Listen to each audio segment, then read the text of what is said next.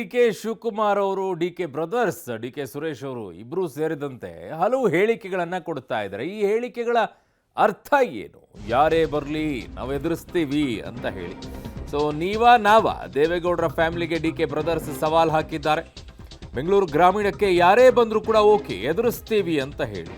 ಯಾರು ಬಂದರೂ ಕೂಡ ನಾವು ಹೆದರಲ್ಲ, ಹಿಂದೇಟನ್ನು ಹಾಕಲ್ಲ. ಅಭ್ಯರ್ಥಿ JDS ಆದರೂ ಆಗಲಿ, ಅಭ್ಯರ್ಥಿ BJP ಆದರೂ ಆಗಲಿ, ಯಾರೇ ಬಂದರೂ ಕೂಡ ಯುದ್ಧ ಮಾಡಿಯೇ ಸಿದ್ಧ ಅಂತ ಡಿ.ಕೆ. ಬ್ರದರ್ಸ್ ರಣವೀಳ್ಯವನ್ನು ಇಟ್ಕೊಂಡಿದ್ದಾರೆ. ಈಗ ಕುಮಾರಸ್ವಾಮಿ ಮತ್ತು ಯೋಗೇಶ್ವರ್ ಅಥವಾ ಮೈತ್ರಿಕೂಟದ ಅಚ್ಚರಿ ಅಭ್ಯರ್ಥಿ ಯಾರಾದರೂ ಕಣಕ್ಕಿಳಿತಾರೆ. ಸೊ ಪಂಥಾವನವನ್ನು ಯಾರೇ ಬಂದರೂ ಕೂಡ ಸ್ವೀಕರಿಸ್ತೀವಿ ಅಂತ ಡಿ.ಕೆ. ಬ್ರದರ್ಸ್ ಈಗ ಕೊಟ್ಟಿದ್ದಾರೆ. ಇನ್ನೇನು ಹೇಳೋಕ್ಕಾಗತ್ತೆ? ಅವರು ಯಾರಾದರೂ ಬಂದ ತಕ್ಷಣ ಇಲ್ಲ ಇಲ್ಲ ಇಲ್ಲ ಅವ್ರು ಬರೋದು ಬೇಡ, ನಮಗೆ ಭಯ ಆಗುತ್ತೆ ಅಂತ ಯಾರಾದರೂ ಹೇಳೋಕ್ಕಾಗತ್ತಾ? ಬರಲಿ ನಾವು ಎದುರಿಸ್ತೀವಿ ಅಂತಲೇ ಹೇಳ್ತಾರೆ. ಅದೇ ರೀತಿ ಡಿ.ಕೆ. ಬ್ರದರ್ಸು ಕೂಡ ಹೇಳಿರೋದು.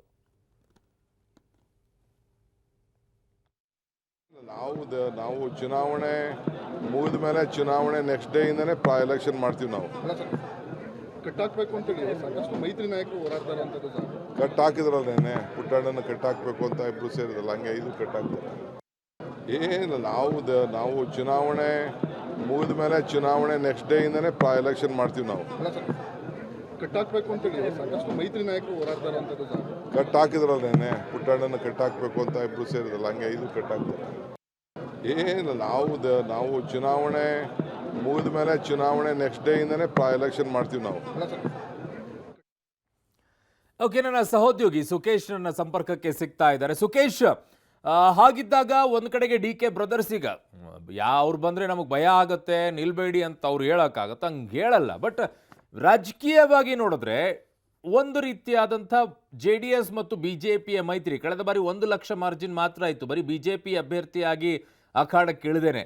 ಸೊ ಈ ಬಾರಿ it's tough for D K. Suresh ಅಂತ ಅನ್ಸುತ್ತಾ ಲೆಕ್ಕಾಚಾರಗಳು? ಒಂದು ಸ್ಪಷ್ಟ ಅರುಣ್, ರಾಜಕಾರಣದಲ್ಲಿ ಯಾವುದೂ ಕೂಡ ಇದೇ ರೀತಿ ಆಗುತ್ತೆ ಅಂತ ಹೇಳಲಿಕ್ಕೆ ಸಾಧ್ಯ ಇಲ್ಲ. ರಾಜಕೀಯದ ಲೆಕ್ಕಾಚಾರದಲ್ಲಿ 1+1 2 ಆಗಲ್ಲ. ಅದು 3 ಆಗ್ಬೋದು, 1 ಆಗ್ಬೋದು, 4 ಆಗ್ಬೋದು, ಆಯಾ ಪರಿಸ್ಥಿತಿಗೆ ತಕ್ಕಂತೆ. ಆದರೆ ಬೆಂಗಳೂರು ಗ್ರಾಮಾಂತರದ ವಿಚಾರಕ್ಕೆ ಬಂದರೆ ಈ ಬಾರಿ JDS ಮತ್ತು BJP ಎರಡರ ಶಕ್ತಿಯನ್ನು ಒಗ್ಗೂಡಿಸಿ ಡಿ.ಕೆ. ಸುರೇಶ್ ಅವರನ್ನ ಸೋಲಿನ ರುಚಿ ತೋರಿಸಬಹುದು ಅನ್ನುವಂತಹ ಕಾನ್ಫಿಡೆನ್ಸಲ್ಲಿ BJP ಮತ್ತು JDS ನಾಯಕರು ಇದ್ದಂತೆ ಕಾಣಿಸ್ತಾ ಇದೆ. ಆದರೆ ಕಳೆದ ಬಾರಿ ಕಾಂಗ್ರೆಸ್ಗೆ ಅಂತ ಹೀನಾಯ ಸೋಲಿನ ಪರಿಸ್ಥಿತಿಯಲ್ಲೂ ಕೂಡ ಗೆದ್ದ ಏಕೈಕ ಕ್ಷೇತ್ರ ಅಂದರೆ ಅದು ಬೆಂಗಳೂರು ಗ್ರಾಮಾಂತರ. ಹಾಗಾಗಿ ಸಹಜವಾಗಿಯೇ ಡಿ.ಕೆ. ಸುರೇಶ್ ಅವರ ಒಂದು ಪ್ರಾಬಲ್ಯ ಇರುವಂತಹ ಅಥವಾ ಕಾಂಗ್ರೆಸ್ಗೆ ಒಂದಷ್ಟು ಶಕ್ತಿ ಇರುವಂತಹ ಕೇಂದ್ರ ಕೂಡ ಹೌದು ಅನ್ನುವಂಥದ್ದು. ಈ ಬಾರಿ ಕೂಡ 5 ಜನ ಕಾಂಗ್ರೆಸ್ ಶಾಸಕರು, 3 ಜನ ಕಾಂಗ್ರೆಸ್ಸೇತರ ಶಾಸಕರು ಇರುವಂತಹ ಕ್ಷೇತ್ರ ಕೂಡ ಹೌದು. ಆದರೆ JDS ಮತ್ತು BJP ನಾಯಕರು ಒಗ್ಗೂಡಿದ ಕೂಡಲೇ ಕಾರ್ಯಕರ್ತರು ಅದೇ ಹುಮ್ಮಸ್ನಲ್ಲಿ ಒಬ್ರಿಗೊಬ್ರು ಹೆಗಲಿಗೆ ಹೆಗಲು ಕೊಟ್ಟು ಕೆಲಸ ಮಾಡಿದ್ದೇ ಹೌದಾದರೆ ಸಹಜವಾಗಿಯೇ ಡಿ.ಕೆ. ಸುರೇಶ್ ಅವರಿಗೆ ಈ ಬಾರಿಯ ಅಖಾಡ ಟಫ್ ಅನ್ನೋದ್ರಲ್ಲಿ ಯಾವುದೇ ಅನುಮಾನ ಇಲ್ಲ. ಆದರೆ ಅದೇ ರೀತಿಯಲ್ಲಿ ಒಗ್ಗಟ್ಟಿನ ಪ್ರದರ್ಶನ ತಳಮಟ್ಟದಲ್ಲಿ, ಬೂತ್ಗಳ ಮಟ್ಟದಲ್ಲಿ ಆಗದೇ ಇದ್ದರೆ ಸಹಜವಾಗಿಯೇ ಒಂದು ರೀತಿಯಲ್ಲಿ ಡಿ.ಕೆ. ಸುರೇಶ್ ಅವರಿಗೆ ಸ್ವಲ್ಪ ಮಟ್ಟಿಗಿನ ಧೈರ್ಯವನ್ನು ಕೂಡ ಅದು ತುಂಬಬಹುದು. ಹಾಗಾಗಿ ಏನೇ ಆಗಲಿ, ಯಾರೇ ಬರಲಿ ಅಭ್ಯರ್ಥಿ, ರಣವೀಳ್ಯವನ್ನು ಸ್ವೀಕರಿಸೋಕ್ಕೆ ನಾವು ರೆಡಿ ಇದ್ದೀವಿ ಅನ್ನುವಂಥ ಸಂದೇಶವನ್ನು ನಿನ್ನೆ DCM ಡಿ.ಕೆ. ಶಿವಕುಮಾರ್ ಅವರು ಕೊಟ್ಟಂತೆ ಕಾಣಿಸ್ತಾ ಇದೆ.